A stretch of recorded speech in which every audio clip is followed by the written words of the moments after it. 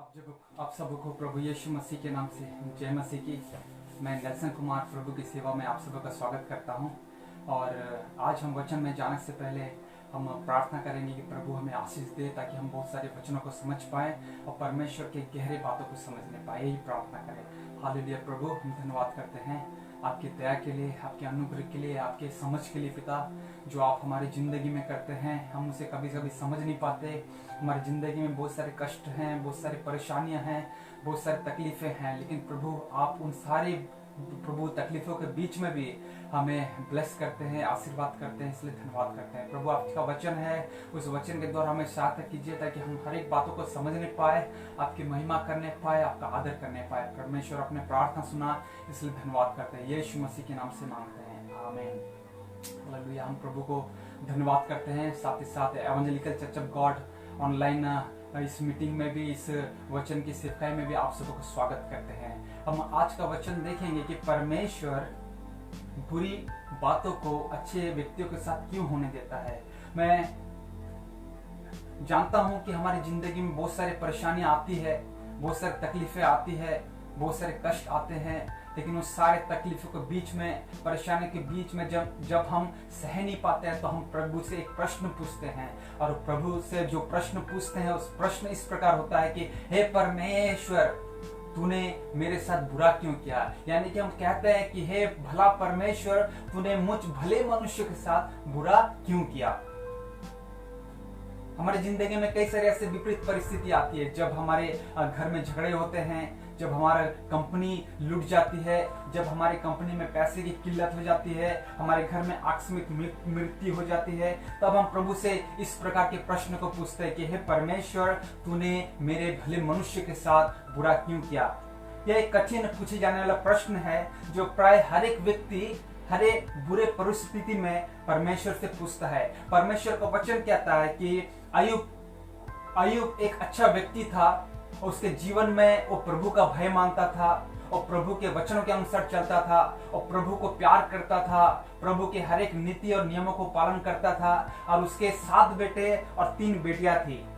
और हम देखते हैं कि उसके बहुत सारे नौकर चाकर थे, उसके गधे थे, उसके ऊंट थे, और उसके विभिन्न प्रकार के धन संपत्ति में अपने देशों के लोगों में समृद्धिशाली था। लेकिन शैतान ने चाहा कि एक दिन उस व्यक्ति का मैं परीक्षा लूंगा, और शैतान परमेश्वर के पास गया और परमेश्वर से उस परमिशन को मांगा। और परमेश्वर ने कहा कि यस, आप जाकर उसके प्राण को छोड़, आप उसके जीवन में परीक्षा को ले सकते हो। और हम देखते हैं कि शैतान ने उसके जीवन में परीक्षा लिया, और ऐसा परीक्षा लिया कि उसके शरीर में फोड़े हो गए, उसके बेटे बेटियां मर गए, उसके धन संपत्ति लूट गए, उसके जीवन में और कुछ भी भलाई ना रहा। यहाँ तक कि उसकी पत्नी भी आकर उससे कहती है कि तू जाके मर जा। हालेलुया।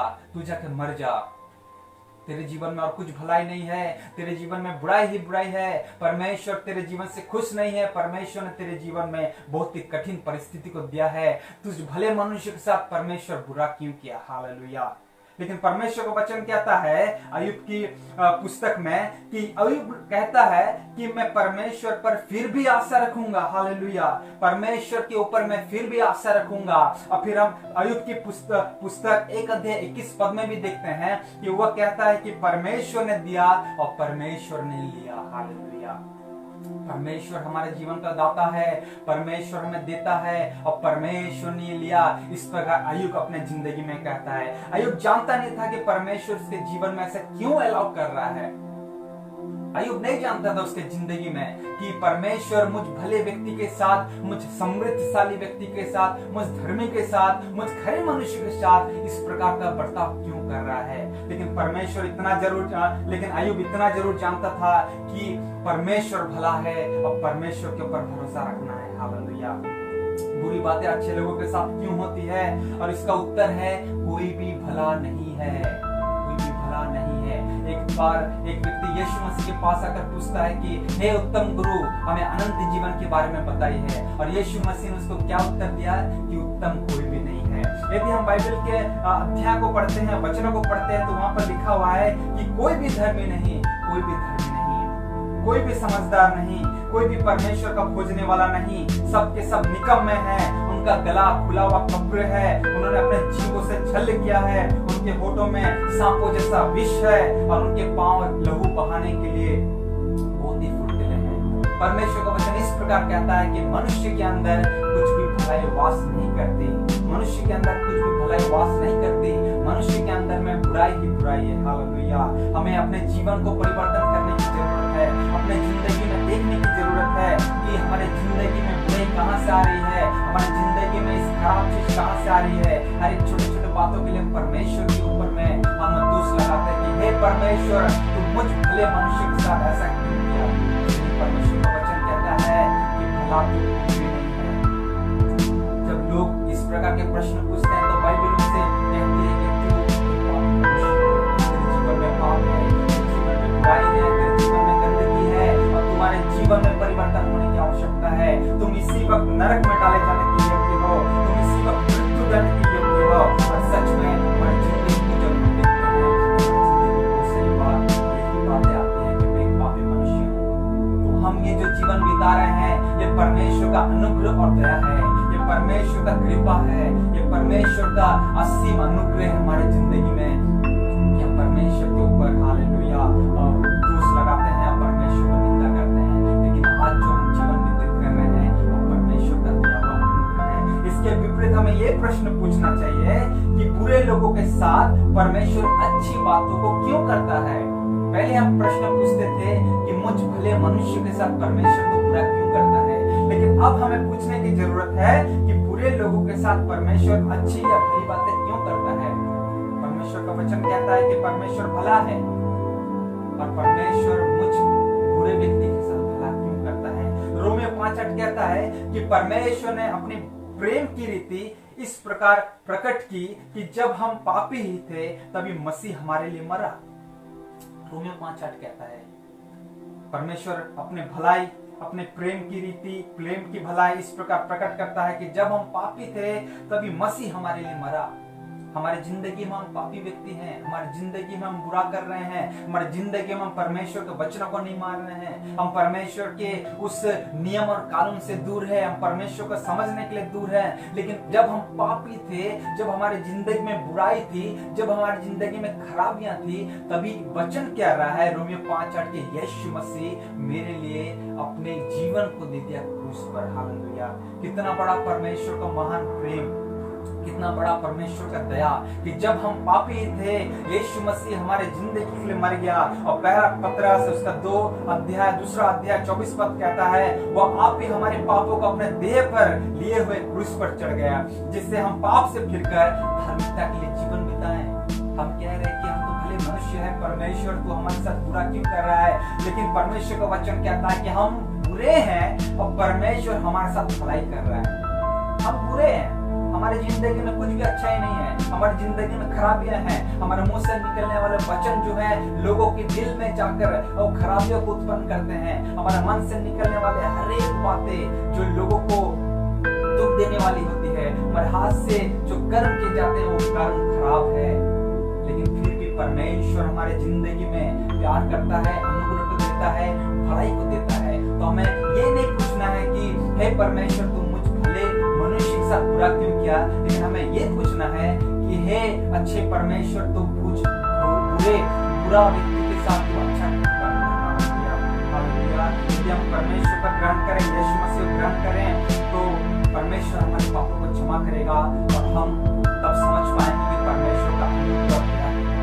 हाँ, हम कई बार परमेश्वर की उस महान योजना को समझ नहीं पाते हैं, हम वचन को समझ नहीं पाते, परमेश्वर को प्लानिंग को समझ नहीं पाते हैं, हम परमेश्वर के ऊपर दोष लगाते हैं, हम परमेश्वर से कहते हैं कि प्रभु तुम हमारी जिंदगी में पूरा क्यों किया। हमें लगता है सच में कि हमारी जिंदगी में कुछ बुरा हो रहा है, हमारी जिंदगी में कुछ खराब हो रहा है, हमारी जिंदगी में हम तो समझ नहीं पाए, परमेश्वर के ऊपर दोष लगाते हैं। ऐसे परिस्थितियां हमारे जीवन में आती है, उस समय हमें चाहिए